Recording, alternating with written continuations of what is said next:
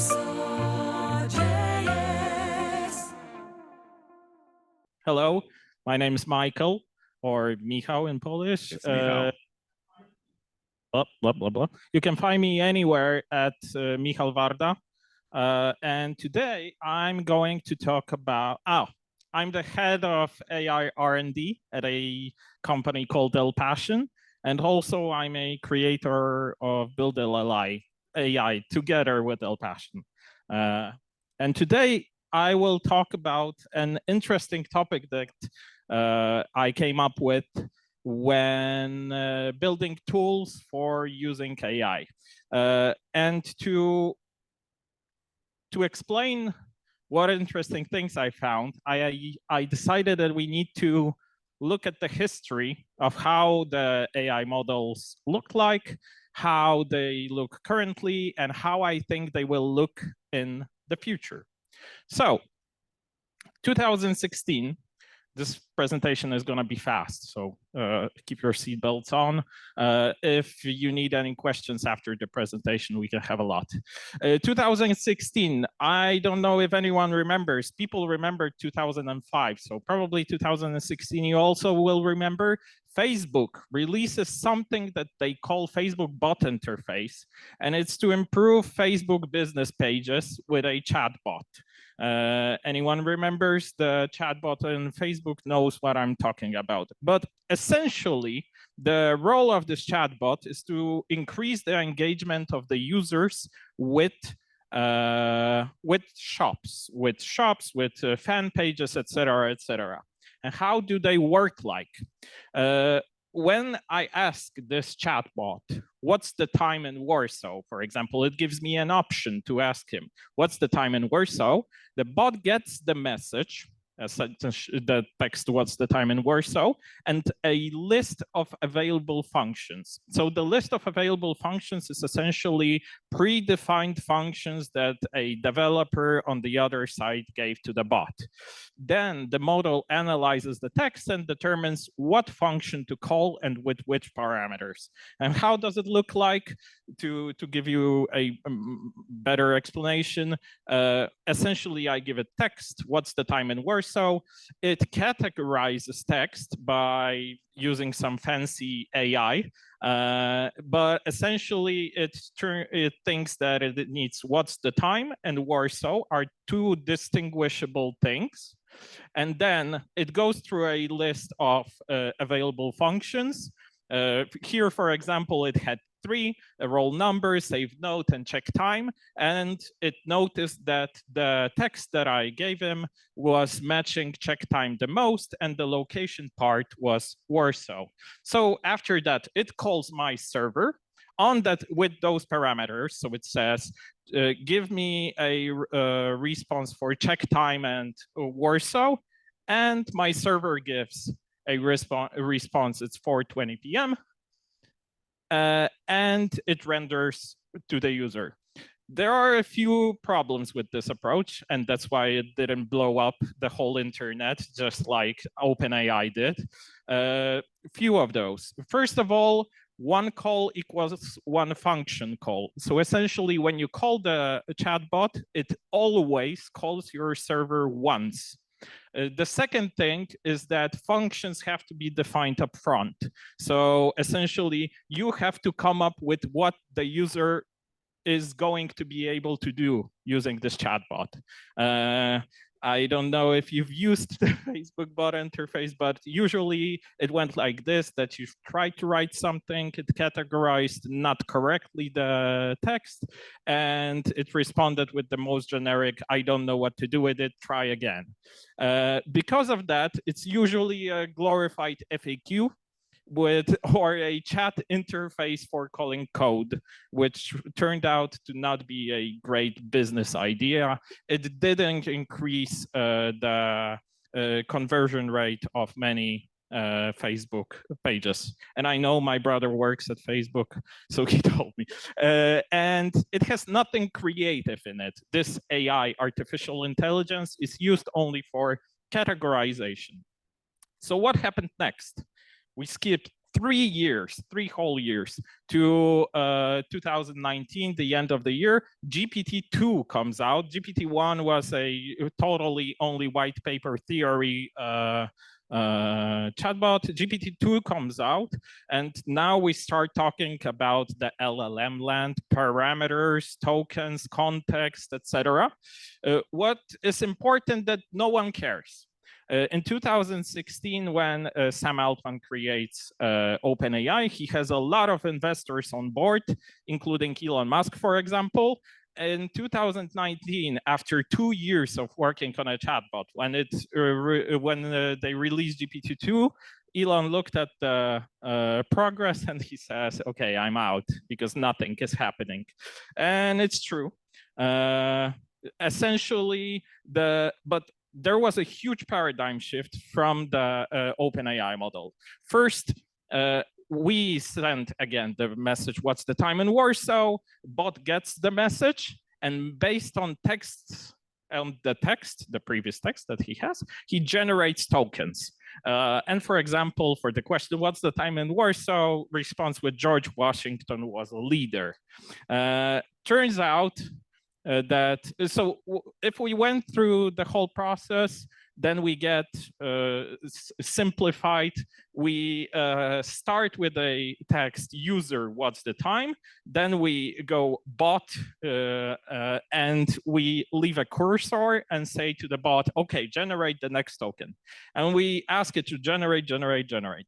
Turns out that the models that they've been creating didn't return the best results, so it wasn't very useful. But so there are no functions compared to the previous one, and the model just generates text based on the previous text that it has.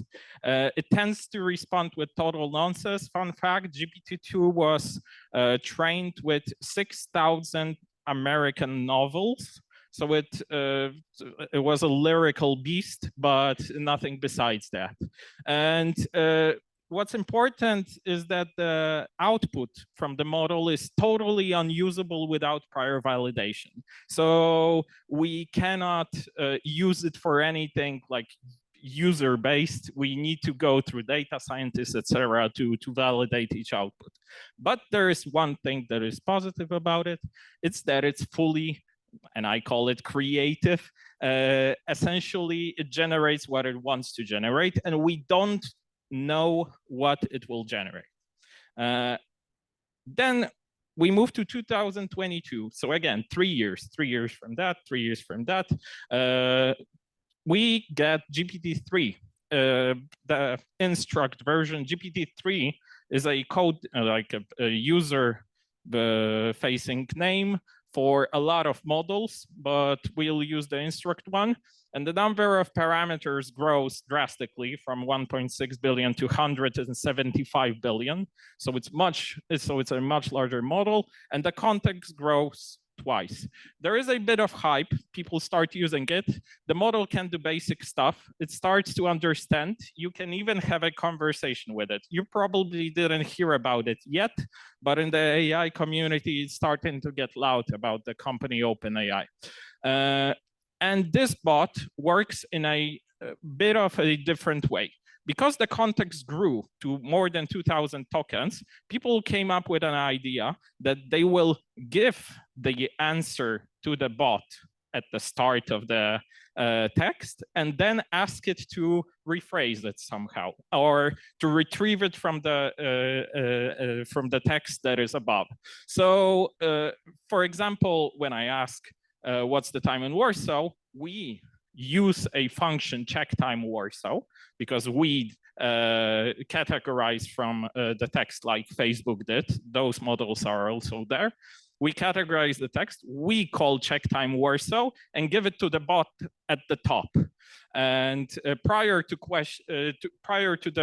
the question, and we pass the message after. And the model, based on text, just like GPT-2 did, answers with the tokens. So to show how it works, like in system, we already give the answer, it's 4:20 in Warsaw, and the user and the user message. So what's the time in Warsaw?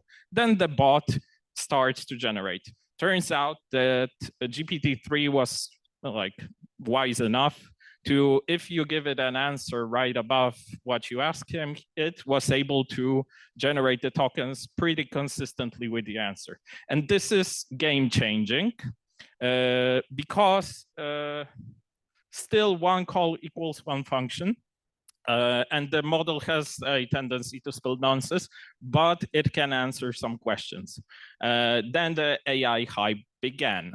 It can answer much better and even can answer some of the more complicated ones. And the answers are more grounded thanks to prior information from us. The caveat is that we always need to give bot context, that it does not always need to answer question. Then a bomb drops in 2023, GPT 3.5 plugins. This is the moment when probably most of people here heard about GPT. What's important is that most of the people didn't hear about the second thing that happened here or didn't notice it. And this is the clue of this presentation. We don't know how many billion parameters the GPT 3.5 has. It's estimated to be around 1.5 trillion. It has, the context grows again twice, and we have the possibility to call external code from within the bot. The mechanism is similar to Facebook categorization, but it's inside the LLM. So essentially, also the context size grows. So we have a possibility to give tools to the bot. And how does this one look like? When we ask it, what's the time in Warsaw? We pass functions definitions, just like we did with Facebook bot. As a system prompt, and then we pass the message. So we don't give the answer, we give the categories of functions that exist.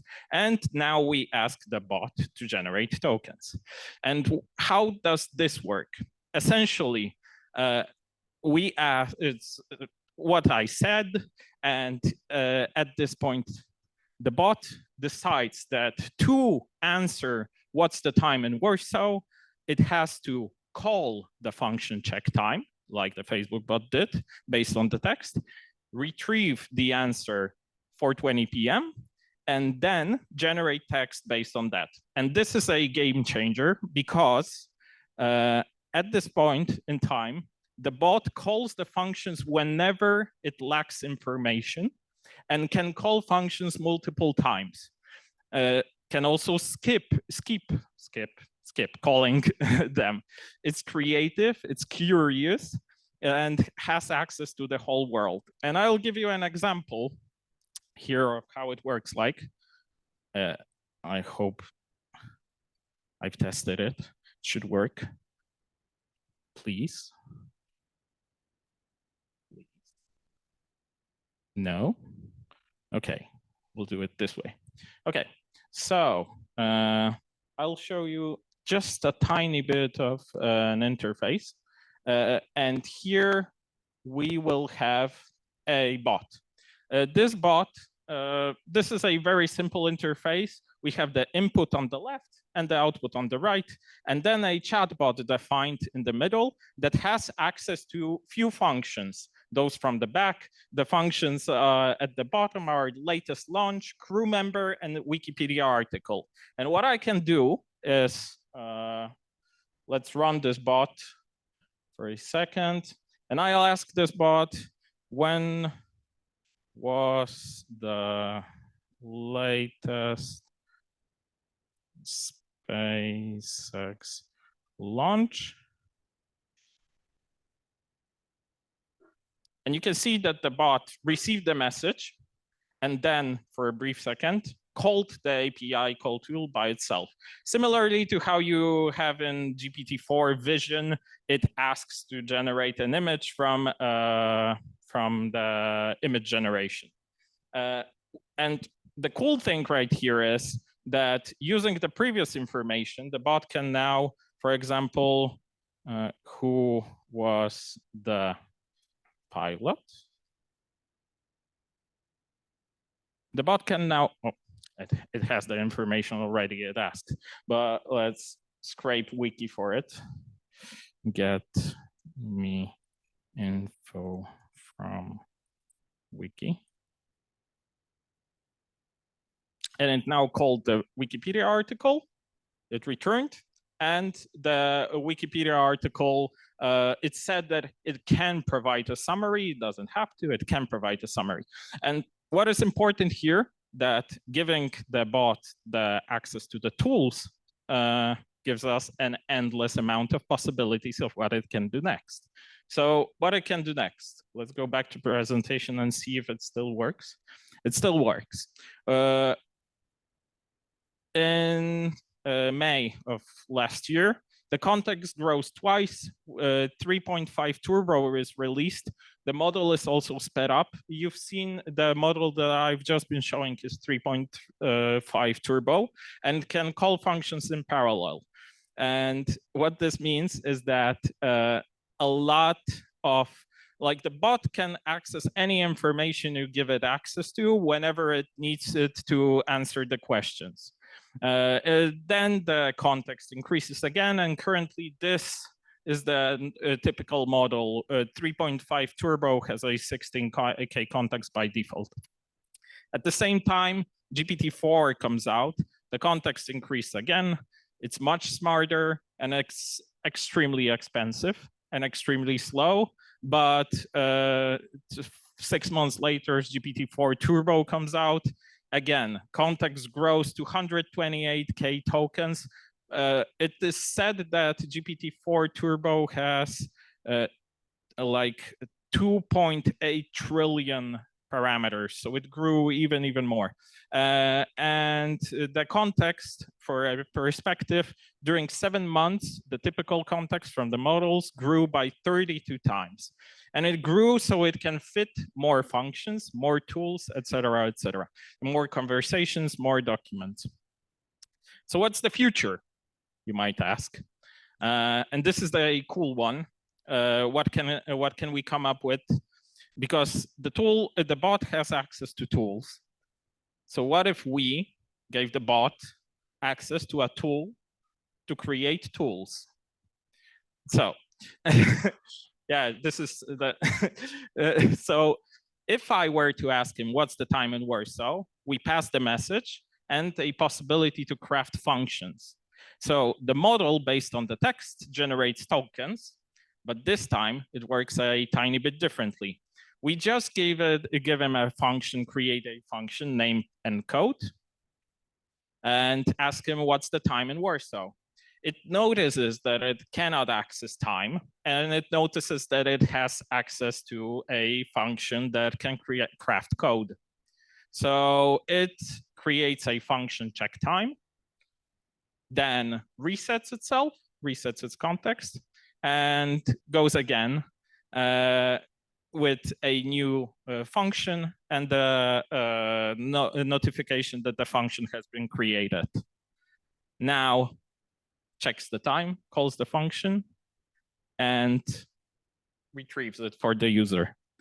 And now the bot calls the functions whenever it lacks information, can call functions multiple times, can also skip calling them. It's creative and curious. The functions definitions take a lot of context, but the context is getting cheaper and cheaper, and it can craft functions for itself. And if you think this is the future, that's not happening in the near year or two, I've crafted a simple demo right here. Right here? No, not right here. Not right here. Not right here. Crap. Just give me, the cursor is so small. 1 second. Oh, crap. It will take ages. One more. Do I have like a minute more? Oh, perfect. If I do, then maybe I have a lot of time. No, just kidding. So here is a chatbot. It's a simple chatbot. And here is L, a part of the tool that I'm working with, that is helping the bot with creating new tools. So if I were, the bot currently has access to no tools. If I were to ask it, I want to give my bot access to current time, craft a tool for that. It's hard to write with one finger. Now, a different workflow from the application is building. We'll see if it will work because it's thinking way too much. It should already output something. Fun fact, I was really happy that I'm last today because OpenAI crashed 3 hours before the presentation. The whole OpenAI thing just blew up and the API is completely gone. But I don't know, maybe we'll get to this demo one more time. Let's try. Thinking, please. No. Oh, something is happening. Okay, it says what it can do, what parameters, headers, etc. It said, okay, just do it. Don't tell me how to do it, do it. Create it. Create it. We'll see. Hopefully. Please. Yes. Oh, it created the block. It said it's named it get current time. We'll see. Where is it? Where is it? Did you create it really, or are you just playing with me? Oh, it's here. I had to refresh the page. Sometimes it screws up. I'll connect it. I'm not even sure what's there in the code. And I'll ask the bot. What's the time?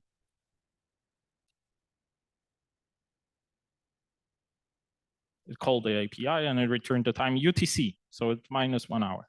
So essentially, we can imagine I've created the tool by myself by writing, but the bot can do it also. I just don't want to get into an endless loop. Sometimes it gives a lot of costs.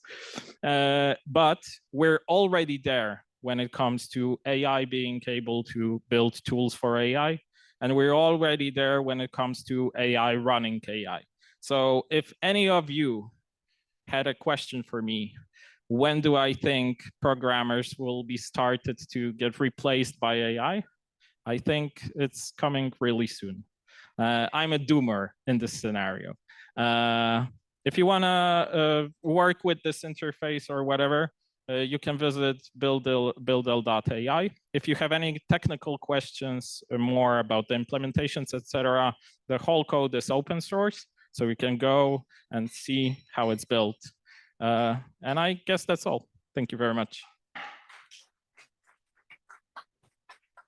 Michał, thank you. Fascinating talk, as always. And I think everyone understood really well what he was saying, yes? I always say, listen, folks, unless the topic is AI, please no questions about AI. And look what happens. I'm not sure from your talk if I'm more afraid of AI taking all of our jobs away, or if I'm more afraid of OpenAI crashing and being gone forever. I'm conflicted here. Does anyone have any questions for Michał? Of course. All the way in the back, Krzysztof. Hi. Can you tell us more about this tool, actually, that you developed, I assume? Like, I'm curious because, like, from what we gathered, like, it can show how, like, what the model is doing, right, under the hood, but it still uses ChatGPT. How does it work? Tell us. Yeah, okay. So I've created, me and El Passion, we've created BuildL. It's a tool that gives a semi-no code interface for interacting with models. Under the hood, it can interact essentially with anything, and it can return at least a few interfaces. So you go in, you pick the model you would like to use. Currently it supports OpenAI models, local OpenAI models, OpenAI compatible models. So if you use LM Studio, I know guys today will show LM Studio, you can connect to it. It supports Hugging Face models for text generation, and it supports other models, for example, image generation, text categorization, et cetera, et cetera. You just use different blocks and you can connect with them. How does it work under the hood? It's here is a Remix application that has a view. If the front end is built in Remix, the backend is built in a technology called Elixir. Each of those blocks is a separate process that has its own state and talks to the responsible APIs, external APIs. The functions itself are defined inside Elixir. You can parameterize them.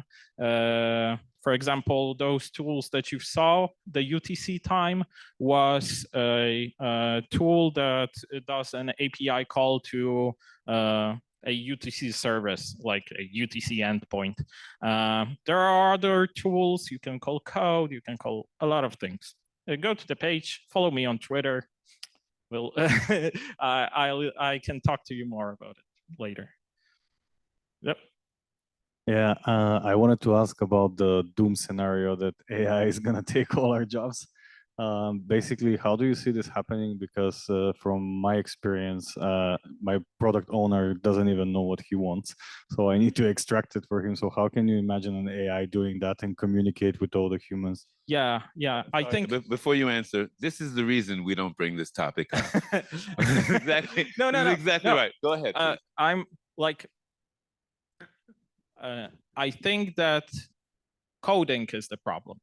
In my opinion, coding is the problem because essentially what we do as humans, and whenever someone comes and gives a talk, usually when you think about the best practices, you think about writing code that is understandable for humans.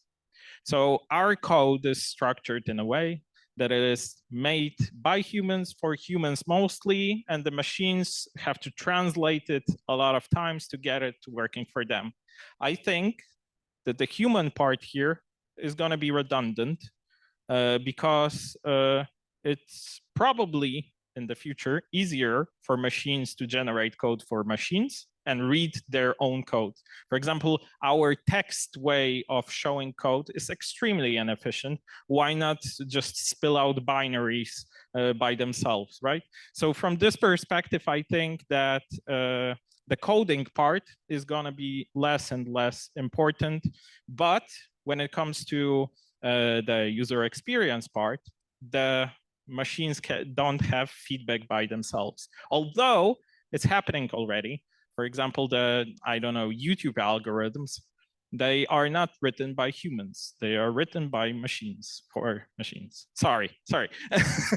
but I think, not to be a complete doomer here, I think there will be a lot of other places where we as technical people can interact with those things to improve the world. Yeah.